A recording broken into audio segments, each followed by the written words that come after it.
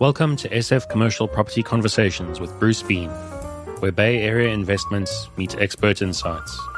Get ready to unlock the strategies of commercial real estate success.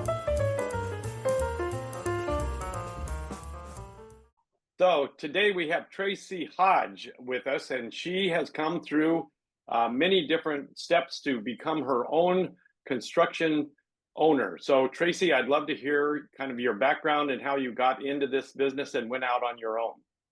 Thank you, Bruce, for the opportunity. Well, I do kind of have a long history. It started out, graduated high school, a full charge bookkeeper, fell in love with numbers, and found myself in a variety of roles in accounting positions, got into banking and mortgage lending, and that just was not going to be my cup of tea.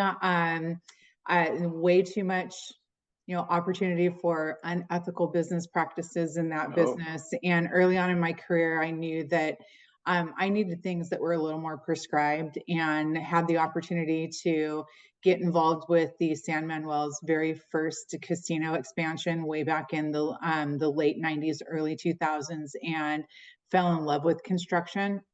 I was with a GC and had the amazing opportunity to grow and just be taught. I was a sponge. I was also in my young 20s, looking forward to doing some great things for my family, kind of looking forward to seeing, well, where was this really going to take me? I didn't see myself as a superintendent, but I knew as soon as I was involved in a project, I was intimately involved. So I had the amazing opportunity to literally be the superintendent's right hand in that project, and a design build process that really required a lot of very detailed attention. All of it was a design build. Literally, we would be walking through things that were built yesterday were being ripped out today, and the architects with their onion skins were removing walls, changing finishes, and I was the one that got to help kind of chase those change orders and out to the subcontractors and into that month's billing. And if I only had 2 days work on it, I was really pumping out paperwork. So everything from literally day-to-day construction operations to the monthly pay applications, the financials, the change orders, I mean, everything. So I got literally thrown in both feet with that project and literally found home. Then got to go in and to the office once I was pretty much wrapped up that project after a couple of years, and got very involved with estimating, private bids, public work, scoping, verifying, making sure that scope was covered in the war room for bid day. And so then as I continued to grow in my responsibilities, it just, again, very confirming that that's where I was supposed to be in career, because there was just so many different facets that there wasn't just one lane of business opportunity. So I continued to just create value, took on as much as I could. I figured I was already there making a paycheck, might as well be a blessing, and continued to just grow and learn. So by that time, I had already had my real estate license, and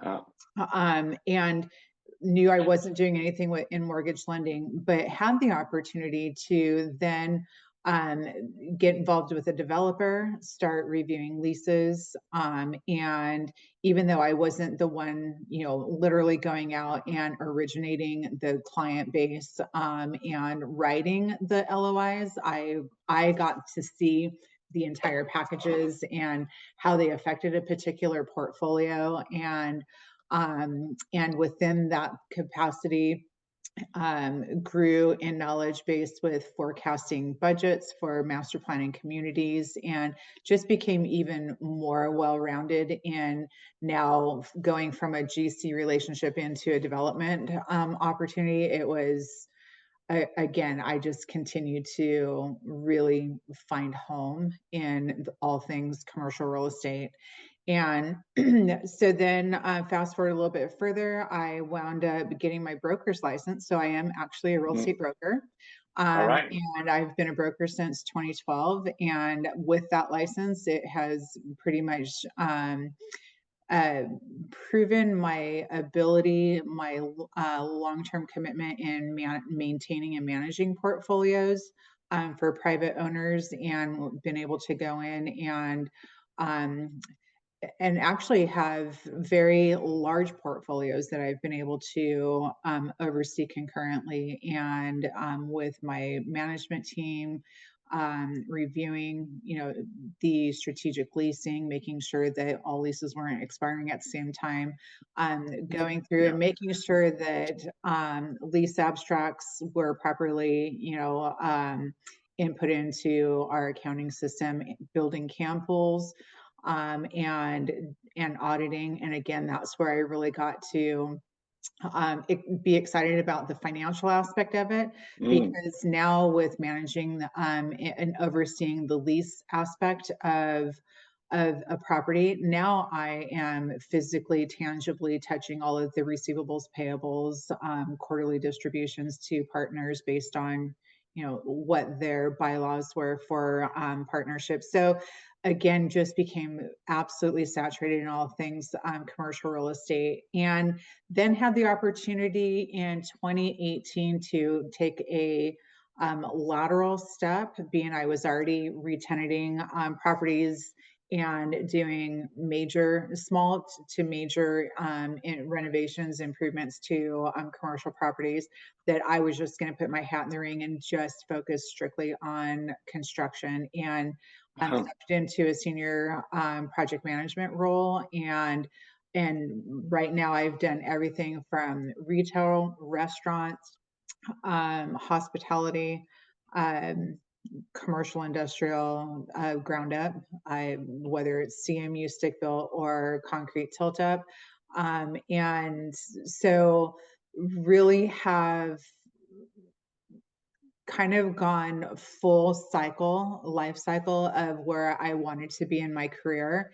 And I have, wildly made people very successful, companies very successful, with at least my innate ability to be able to take a project from pre-construction and just the inception and the concept of a project, going through the conceptual design through construction documents, permitting, then bidding it out, building it, and then managing it, is definitely a full process that I'm excited to say that is who Tracy Hodges, and what I've been able to bring to the marketplace. And I've got some amazing clients that I have been able to do full spectrum service for. So I am excited that I'm a full service real estate office, depending on the need that the client has, whether it's on the leasing side of it or just strictly construction.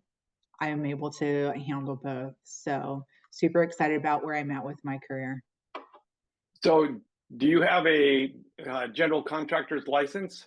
Yes, to 2023, on the heels of losing my dad, I was very quiet with the Lord, and I was going through a couple of different things at that time, within a couple of positions, that I knew it was time for me to step out and do my own thing. And my dad, his last weekend with us, he said, "Tracy, you just need to trust God and start your own business." And I did. My dad's favorite car is a '64 Ford Falcon. So in honor of my dad, my company's name is Falcon Construction. Okay. So that is truly where that was birthed. So literally, within the same month that my dad passed away, I was qualified application-wise with the state, founded my company. I was tested in and fully ready for license issuance within 6 months. And so 2024 issued my B licensed general contractors license. And I'm excited for that. Super excited. got a lot of great things ahead of me. Nice So, pipeline too, all of a sudden too. Super so excited. am I inferring or thinking your father was a general contractor? No, my father was No. in aerospace, but he knew Oh, he knew okay. what I had worked really hard and you know, the challenge that I was up against, and I am certainly not on, you know, taking this opportunity to bash any of my past, because I truly believe they were all my stepping stones in learning what to and what not to do. Mhm. In again, trying to keep myself in line with, well, I know what I bring to the table, and if I'm not aligned with, you know, how a company wants to operate, then I shouldn't stay and participate, because again, I know the financial rewards I bring to other people. And I think I was finally done with being the doormat, to Yeah, say it that yeah. I simple. mean, you work hard and everybody else makes the money, and it's Absolutely. not that rewarding. So nice to go out on your own and earn it yourself. So Yes. that's great. So early on in the conversation, you mentioned scoping a project. I mean, I can guess what that means, but just for the audience, maybe you could define what that means to you. So I'm going to take it back to the analogy of accounting. I can look at numbers and know exactly, you know, how to find that needle in a haystack. Well, I have that innate ability to open up a set of plans. I'll spend a day and a half coming through, overlaying the different disciplines, and I know my projects intimately. Then I get in, start reviewing scope usually. And in the past, I've been able to get into a project 2 weeks before bid day is to conclude. And I have that opportunity of reviewing proposals, going, nope, the scope is incomplete, or they've excluded half of their scope. So they may be the low bid, but they only have, you know, a small portion of what I'm expecting them to bid on. So being able to get into a project and fully scope the project, when it comes to qualifying the proposals, again, amazing capabilities of understanding and interpreting those plans and specifications. But for so many years that I've been involved, it's hard not to. It's like picking up, you know, the a mechanic and him being absolutely, you know, ambidextrous with tools. That's the way I am with being able to interpret plans. And even as so much as I'm looking at all the different disciplines and going, okay, well, this utility line isn't going to work because it's, you know, doesn't give us the separation we need for this other utility, and being able to make those corrections before we ever get to permitting and or start construction, which is a huge savings in extended general conditions to a client. So I try to be as I try to bring as much value add to the relationship as possible. And when they see that, you know, I'm looking to build that relationship and it being win-win, that I'm not here to, okay, well, you've got bad plans. That's, oh, so sorry. Here's your extended general conditions. It's a win for me.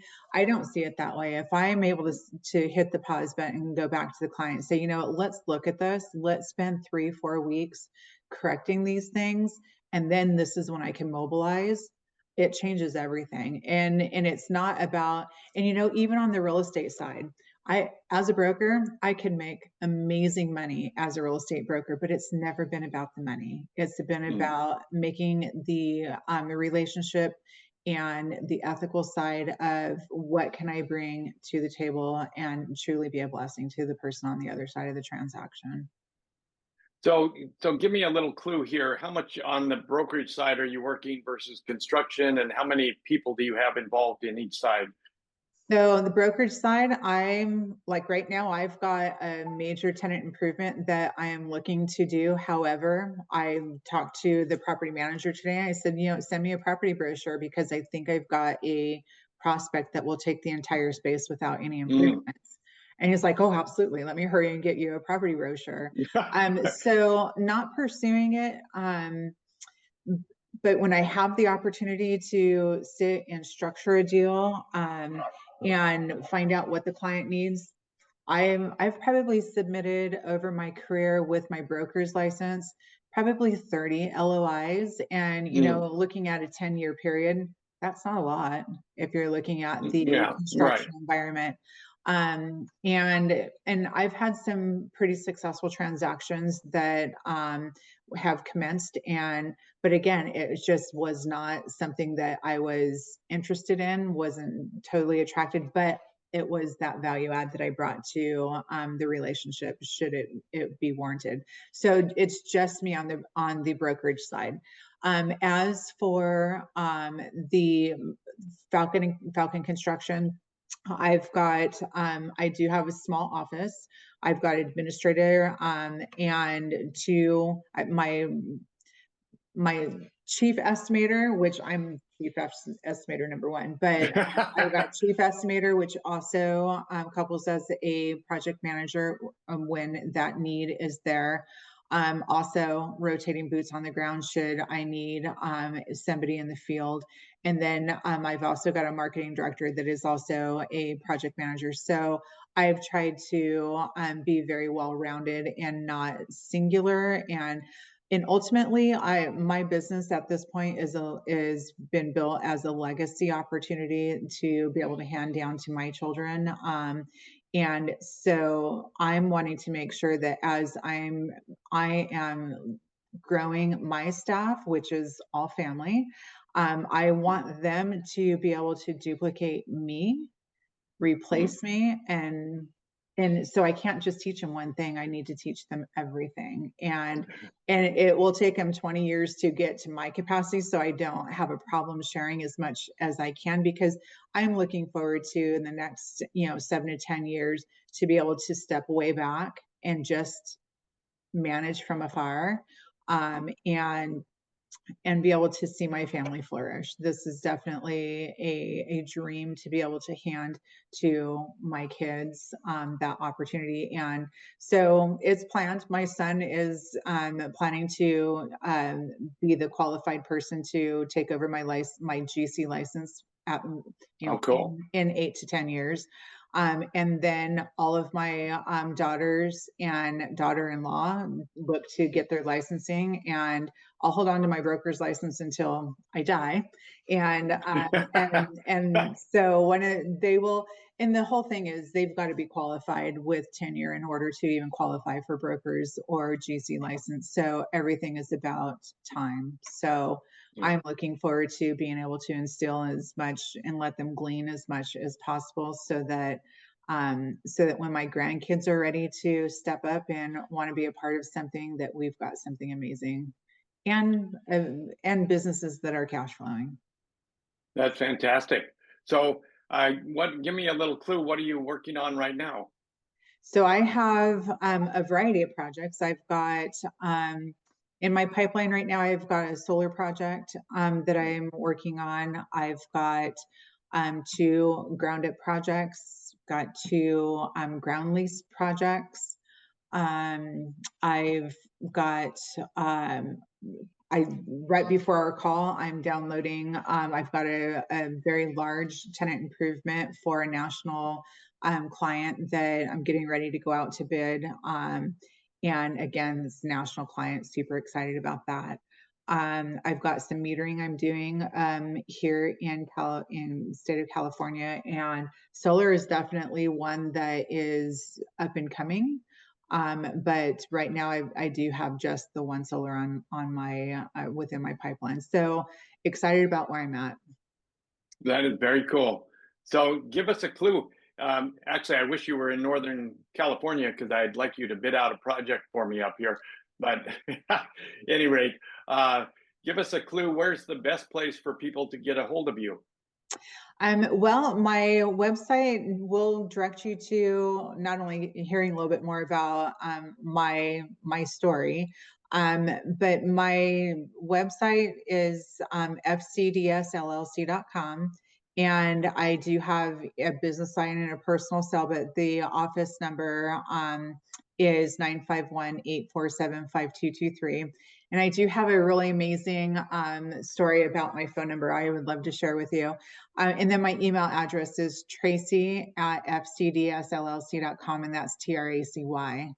And so real quick, when I had the opportunity to go set up all of my business lines, I am truly a 951 girl, and I wanted to stay pretty loyal to that. And, everybody, oh yeah, I'm 949.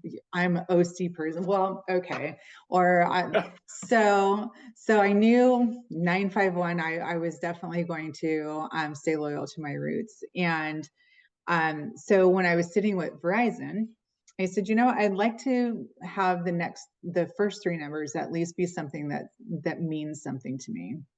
And so, and as a Christian woman, I have no problem saying that, but I was scrolling through the list of prefixes, and it was like, I need this number, and it was 847, and that 847 represents the number 8 is the infinity sign, the number 4, and then the number 7, which is a spiritual number in the Bible. So 847 is so my forever love for Christ. And it's like, oh, that's beautiful. So it didn't even dawn on me any of the next 4 numbers, but I wound up leaving with 4 numbers that day that I had left. And the next morning I woke up and was like, oh my gosh, the next 4 numbers were just God's confirmation I was exactly where I'm supposed to be. And so in the age of 52, I stepped away from a wonderful position. And when my dad passed in 23, I said, okay, Lord, I will step out in faith and I will start this company.